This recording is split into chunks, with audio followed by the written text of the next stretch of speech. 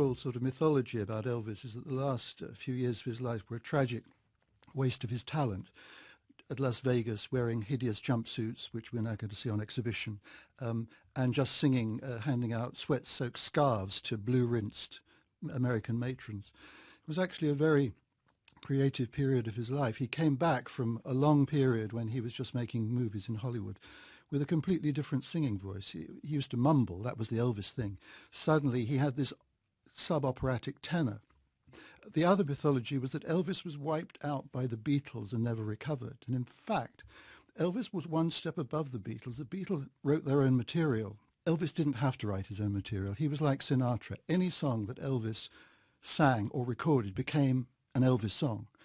And in this period he had a lot of hit records. He did some amazing shows, doing things like karate.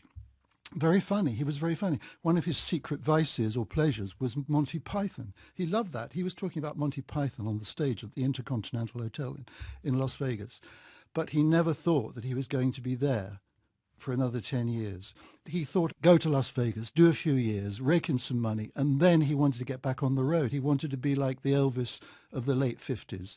He didn't realize that his Machiavellian manager, Colonel Tom Parker, who never, ever appreciated that Elvis had talent, was making secret deals with the hotels in Las Vegas to ensure that Elvis never left Las Vegas. The conception of Elvis is that he sort of turned into a singing cheeseburger in Las Vegas. There were periods when he looked great, periods when he looked terrible, and he seemed to have a sort of glaucoma as well.